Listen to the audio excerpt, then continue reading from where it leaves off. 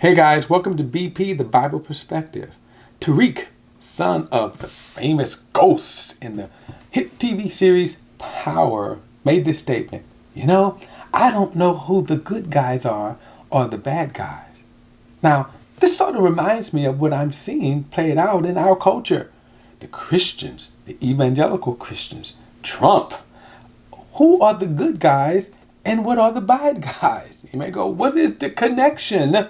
Let's get into it. But before we do, please like and share these videos and subscribe to BP, the Bible Perspective. And if you have a comment, feel free to enter it into the comment section. This hit show, Power. And I know many of you may not watch the show, and so there's in terms of a reference, but it was a kind of a hit show that came to its conclusion, I think, last night. And so those of you that are Power fans, you know what the outcome was, at least I think you do if you watched it by now. So I won't give a spoiler alert, but I'm going to go back. I came across a clip of this. The premise of the show was you had this drug dealer who was trying to go good, and yet his family, his wife, and everybody around him, they were bad guys. So that's the dynamics of the show. His son comes up, and his son now is torn because he's getting into the game, he's getting pulled into the game of drug dealing and all that. And so now all of a sudden he hates his father, hates his mother, he hates his godparents, and he makes this statement. He says, I don't know who the good guys are, since everybody's kind of whispering in his ear. And I say that because that statement, when he's looking at that, because it was true. The police in this show were corrupt, trying to get justice. And they were doing all kinds of illegal stuff in order to get his father. His father is killing people that he knows. His father is trying to kill his godfather.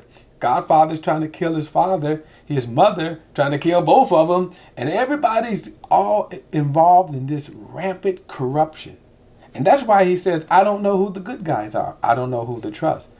And I just that resonated with me when I think about, not drug dealing, of course, but when I think about this political climate with Trump being in office. And I'm seeing here how Trump supporters and more so Trump defenders defend Trump, and especially evangelical Christians. There's a group that has now just pledged $50 million for his re-election. Now, I have to say that Trump, by the numbers, should lose, but the Democrats are so delusional that they're just going to lose it. And by the way, Trump, when he won the first time, he didn't win by the numbers. He won because Hillary was just a bad candidate. But we will see, if he wins. But the bigger issue is, and I want to make this clear, as I always do, I'm not criticizing the person because they support Trump.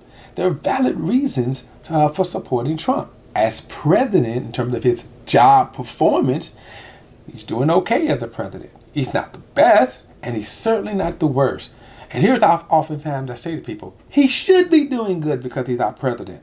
He should be doing good because when he took over office, he was handed a good deal.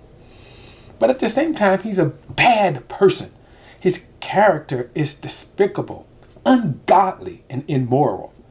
And that is what baffles me because, hey, Christians are now saying, oh, no, he's good. He's God's man. Maybe he's even a prophet that's risen, that God planted him in office as a prophet. And I think about that. Really? You really think so? You really think that there's some divine special purpose? Now, the reason why I say that is because by virtue of anyone getting in office, it is because of God's decree, right? No one, as Daniel said, God raises kings up. He puts kings in places. He takes them out. But in terms of when you want to look at, if you want to compare Trump to King Cyrus, That's another thing. King Cyrus was called, it was decreed by God that King Cyrus would issue the decree that the Israelites would go back to their land and rebuild the temple, the walls, and the city, which they did. Now, if you want to say that Trump was risen up in this time, the problem with that is you have to call a lot of good bad. And that's the problem I have with evangelical Christians. If you want to say, you know what, hey, Trump is really good for us because he has been good to the evangelical Christians.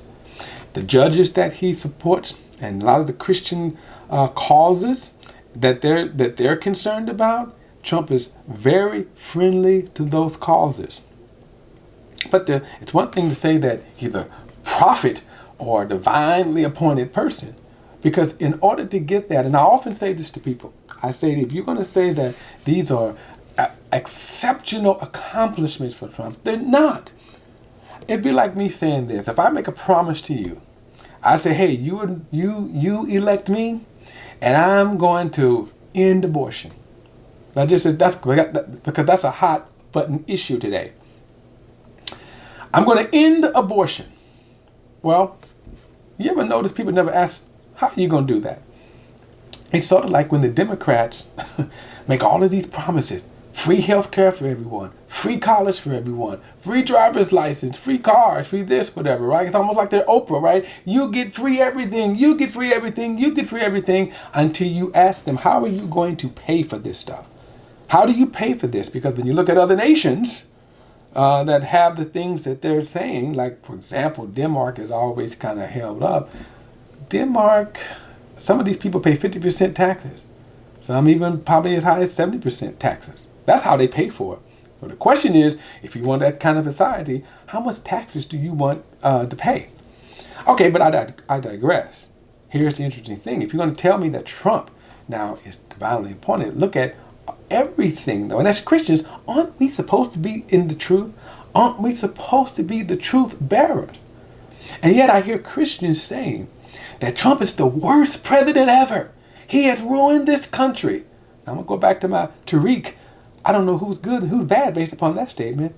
Because in order for you to make that statement, you need to go back to 2009 and start there and say, hey, just like Trump, in 2017, Trump took over a good economy. This country was on the verge of was this country on the verge of bankruptcy? Did Trump take it over and turn it around? Or when the keys were handed to him by his predecessor, was the country headed in the right direction? See, if you're going to say that Obama is the worst thing, go back to 2009 and say, hey, he started the previous Republican president handed him a good economy, a good deal, and evil Obama ruined everything. If you say he's the worst president ever, start there. See, I understand why Fox News do it. I understand why Breitbart. I understand why Glenn Beck do it. I understand why Rush Limbaugh and all these other conservative media. Okay, I understand why they do that. I understand their game. What I don't understand is why Christians do it. I don't understand why Christians, see, will join that bandwagon. Speak the truth. See, I can speak the truth and tell you a lot of stuff that I disagree with Obama, but I don't have to lie on him in order to make my point. You see, the point is that, hey, Obama was a middle-of-the-road president that when he took it over, he did an impressive job in comparison to what was handed over to him. Now, and if you want to look at Trump, what was handed over to him in 2017 is not so impressive. He always bragged about black unemployment. Okay, he took black unemployment from what, 7% down to 5%? Obama took black unemployment from 17% down to 7%. Who's the greater deed right here? A 10-point spread or a 2 or a 3-point spread? You see, the whole point is, what I want to look at is, I don't understand why Christians are jumping on this bandwagon calling good evil and evil good. That's my point. My point is, I don't understand. And just like Tariq, I'm power. I can't tell who the good guys and the bad guys. If I listen to certain Christians, okay, forget Fox News, but if I just listen to certain Christians, if I Close my eyes. I can't tell who's talking. I don't know what is good. How do you even say what is good? Is a lie still a lie? Is bad still bad? You know, one of the things when God created the earth, he gave us a standard of good. He said he created something. He said, this is good.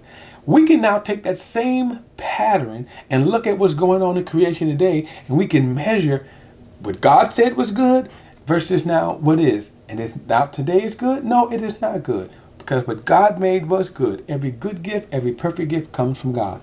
That is the standard. It is a measurable, definable thing.